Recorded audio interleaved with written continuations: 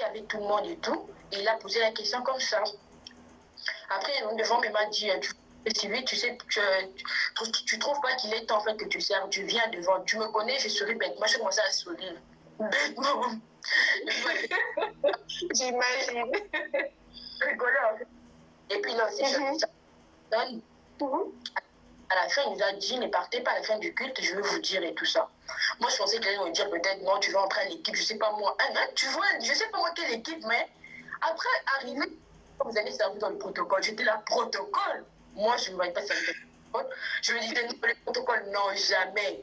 Je ne me voyais pas, en fait. J'étais convertie, mais je ne me voyais pas servir Dieu non plus. Et je me disais, non, pas maintenant, c'est pour les moments et tout ça et tout ça. Après, comme je dis, je suis de genre, le protocole, comment les gens s'élèvent tout le temps là, non, je ne vais jamais arriver. Il faut ramasser les gens, il faut. Je me suis dit, je ne vais jamais arriver. Et après, le lundi, enfin, oui, c'était dimanche, demain, que le lundi, quand même, à l'église et tout. Je suis venue quand même à l'église et tout ça. Il nous a prêché comment faire un serviteur de Dieu, ses comports, des trucs comme ça. Et le mardi, à la vie, en fait, pour comprendre moi, parce qu'on m'avait choisi comme protocole, je devais entrer à l'équipe, tu vois. On a prié pour ça. Et je me rappelle, la première fois que j'ai servi dans le protocole, c'était vendredi pendant la veillée. Déjà pendant la veillée. De la jeunesse? Non, là-bas, c'était la veillée en fait, de l'église, en fait. C'était tout le vendredi, il y avait veillée. D'accord.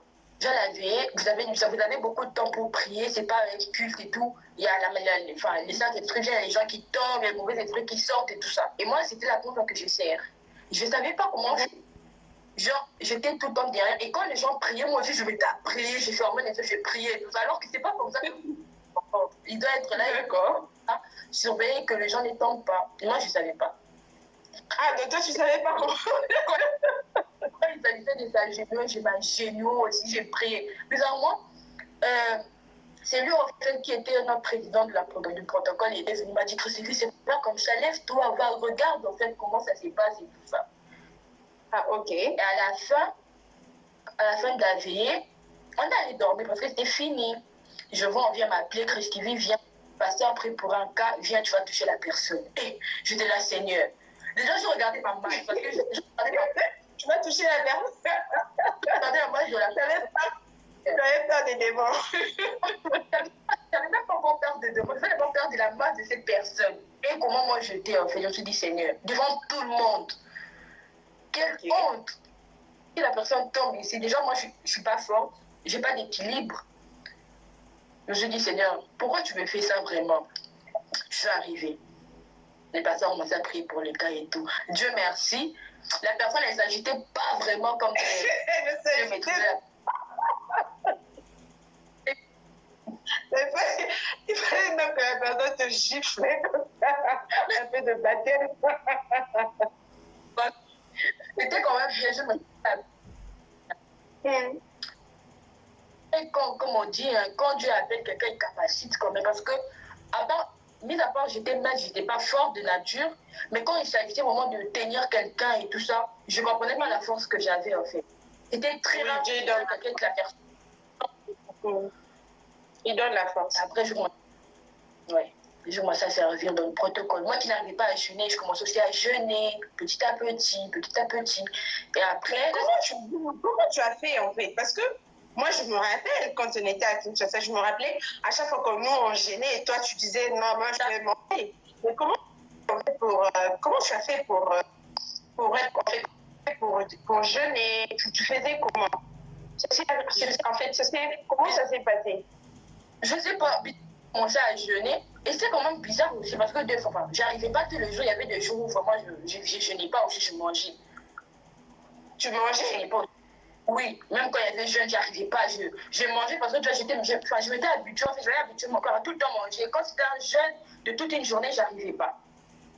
Mais quand tu vois, quand vous êtes dans un groupe, tu vois que les gens sont en train de jeûner, en fait, c'est seul aussi, tu vois, ça, tu es en contact avec ça, tu vois, je commençais aussi à jeûner et tout petit à petit. Et là, c'était au mois de fin décembre et tout. Et au mois de janvier, je suis entrée à l'équipe d'intercession. J'allais à l'église et tout. Je dormais tout le temps à l'église. pendant tous les confinements, j'étais à l'église. J'avais maigri. Déjà, j'étais mince. Hein. Et quand tu es en retraite, tu jeûnes, j'avais encore maigri. Mais toi qui aimes manger. Moi, encore maigri. Alors quand je dis maigri, j'avais vraiment maigri. On se moquait de moi. Même à la maison. Là, c'était des jeûnes à sec ou bien... Il y a des semaines où on jeûnait à sec. 3 jours à sec. Déjà, c'était 3 jours à sec. le fait de tenir une journée, en fait, c'est quelque chose. 3 jours, ou soit c'est un jeûne, vous ne mangez pas toute la journée, vous buvez du thé le soir. C'est comme ça, en fait. Pendant 5 mois, pendant tous les confinements, moi, j'étais en retraite. J'avais complètement maigri. On se moquait de moi. J'avais des amis, quand ils me voyaient, toi, tu es devenu fière, tu ne parles plus et tout ça. Regarde comment tu as maigri. On se moquait, on m'insultait, on me critiquait, mais bon, je m'en foutais un peu. Je mettais la liste de toutes ces personnes-là. J'avais complètement maigri. J'avais vraiment maigri. Mais malgré ça, en fait, petit à petit, en fait, je servais Dieu, j'étais intercesseur, on priait et tout ça. Et puis quand tu es intercesseur, tu ne pries pas que pour toi, tu pries aussi pour d'autres personnes. Et les combats d'autres personnes, tu vois, ça. Donc, tu étais protocole en même temps. Et tu étais à l'intercession aussi. Ouais. Ah, d'accord. J'étais les deux. Il faut savoir que quand tu protocoles dans une église comme le ministère Amen, toute la nuit tu ne dors pas, vous devez préparer les cultes. Et après, tu arrives le matin, vous classez les chaises et tout ça. Durant tous les cultes, durant tous les cultes, t'es debout. Et après, tu vois, le temps de sommeil, en fait, voilà pourquoi moi, en fait, quand je dormais, je ne veux pas qu'on me réveille. Si je dors, je ne veux pas qu'on me réveille. Parce que tellement que toute la nuit, vous priez. Toute la nuit, vous priez. Et quand, Oui, en plus, les veillées du ministère Amen, je sais, hein, vous priez de 0h à 5h peut-être parfois. Il y a des temps, debout. Ouais. Il y a des temps où ça se terminait avant, peut-être à 1h. On commençait à minuit, des fois 1h ou à 2h, mais il y a des temps où moi, ça vous prend toute la nuit et tout ça. Franchement, c'était bien. C'était bien parce que le fait d'entrer dans l'équipe d'intercession, en fait, ça m'a permis, en fait, parce qu'avant, moi, je n'arrivais pas à prier seule. Okay. En fait, je peux dire, c'est genre une école, en fait, je peux dire. Je suis passée par une école. Parce que si je me dis, si je n'étais pas passée dans cette équipe-là, maintenant, quand je suis venue ici, j'allais jamais arriver à prier. Mais moi, je peux faire 1 heure du temps en train de prier. Ma mère, elle me dit, comment tu arrives à prier seule et tout ça? Tu vois, c'est l'habitude, en fait. Quand tu es en retraite, tu pries seul, tu lis la Bible et tout ça. Avant, je lisais pas la Bible. Quand je lisais la Bible, ça me donnait envie de dormir. Oh là là, carrément. Ça me donnait envie de dormir. Mais là, tu vois, c'est différent. Tu lis la Bible, tu comprends aussi. Il y a des choses aussi que je ne comprends pas parce que le français de la Bible est là, c'est compliqué. Mais bon. Quelqu'un qui dit le français, c'est pas notre bouche. Non, mais quand tu lis la Bible, il faut avoir un dictionnaire peut-être à côté. Oui. Comme ça, des mots que tu ne comprends pas, tu peux vérifier dans le dictionnaire et puis tu vas comprendre en fait. Là, tu arrives. Donc, c'est quand tu es rentré à l'équipe que tu étais capable de jeûner, que tu étais capable de prier pendant longtemps. Et tu étais aussi capable de lire la Bible. Oui. Parce qu'avant, j'arrivais pas. Si je dis, en fait, les faits d'assister dans cette équipe, c'était une école pour moi, en fait. Et je remercie Dieu, en fait, parce qu'il a permis, en fait, que je sois dans cette équipe-là, que je vois comment les choses spirituelles, c'est pas des réalités spirituelles. Enfin, les combats spirituels que mènent, en fait, les serviteurs de Dieu. Parce que tant qu'intercesseur, premièrement, on doit prier pour notre et pour l'apôtre, en fait. On est là, on prie pour lui parce que tu vois. D'accord.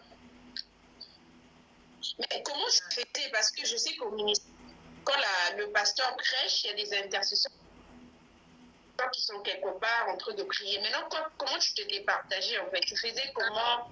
Quand il y avait culte, j'étais que protocole. Il y avait d'autres qui priaient et moi je servais en fait. Et moi je servais, j'étais que protocole. Je crois qu'il y a mon frère, j'ai un frère, il y a mon frère Alda qui est là aussi. Donc on va essayer aussi de faire rentrer le frère Alda. Je ne sais pas si sur Facebook il y a la possibilité de faire entrer 2 personnes. Je pense que c'est pas possible. Donc, mon frère Aga, bonsoir. Tout à l'heure, je te prendrai aussi pour même 10 minutes. Voilà. Donc, comme je disais, tu faisais comment en fait? Tu connais comment? Parce que les intercesseurs prient pendant la prédication. Comment tu faisais pour Est-ce que je t'en... comment tu te départageais comment? Quand il y avait culte, j'étais pas dans ces cas-là, j'étais que protocole, j'étais pas intercesseur. J'étais que protocole quand il y avait culte. D'accord. Ouais, j'étais que protocole. Parce que déjà, vu que c'était en fait... l'église en fait commençait de commencer parce que les pasteurs qui étaient là avant, ils n'étaient plus et tout. Tu vois, en fait, il n'y avait pas vraiment beaucoup de... Et du coup, je ne pouvais pas laisser mon poste parce qu'il y aurait un vide, tu vois. Oui, je vois. Bon, maintenant, comment tu as fait? Parce que moi, je sais que tu avais beaucoup d'amis. Tu as toujours eu beaucoup d'amis à l'école et tout. Mais quand toi, tu as changé, tu as reçu Jésus comme Seigneur et Sauveur. Donc, tu as changé, en fait, tu avais changé ta vie. Okay? Mais comment tu faisais avec tes amis? Comment tu faisais? Est-ce que tu étais toujours avec les mêmes amis ou bien tu étais seule? Les personnes que je côtoyais en fait tout le temps, mes amis avec qui j'ai étudié, en fait, avec qui j'habitais dans le même quartier, on se voyait plus, on se parlait plus. D'accord. On se voyait plus, on se parlait plus. En fait, on s'écrivait, mais vite fait, tu vois. Parce que quand tu reçois Jésus, il y a d'autres choses que tu te vois de ne plus faire, en fait. Il y a d'autres personnes. Il y a des choses qui étaient interdites, en fait. Il y a des choses que tu ne peux plus faire. Parce que mes copines m'ont voulu, parce que tu viens plus nous voir et tout ça, depuis que tu pries et tout, et tout, et tout. Tu vois. Et à ceux qui disaient, toi, mais c'est pour de faux et tout ça, tu es hypocrite. Mais jusqu'à présent, on pense que tu es hypocrite.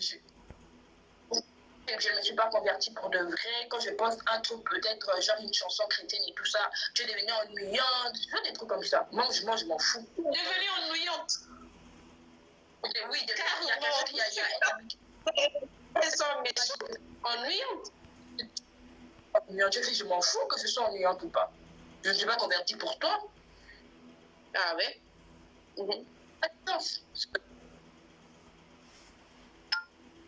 D'accord. Mais à part ça, j'avais plus vraiment de copines. J'avais vraiment plus d'amis. J'étais franchement seule.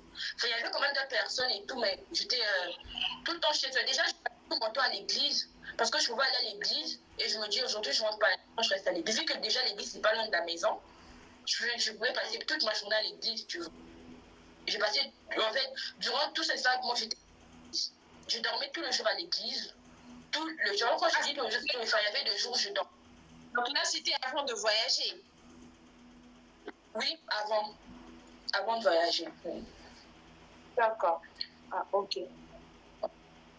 Ok, je vois. Donc, mais après, maintenant, comment tu te sens? Parce qu'avant, je sais que tu priais, parce que tu es né d'une famille chrétienne, bien sûr.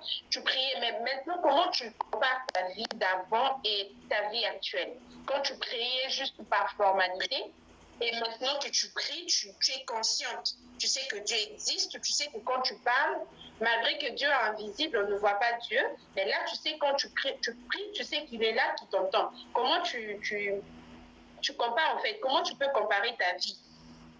Franchement, ma vie d'avant, ma vie actuelle, je préfère 1000 fois ma vie actuelle, en fait. Parce qu'en fait, je regrette d'avoir pris d'accepter Jésus comme Seigneur et Sauveur. Je ne regrette pas ça du tout. Parce qu'en fait, je vois ce que je faisais avant, je me disais, en fait, je suis bête. Il n'y a pas à faire ce que tu faisais avant, tu vois. Et maintenant, franchement, bien, parce qu'en fait, je sais que j'ai donné ma vie au Seigneur.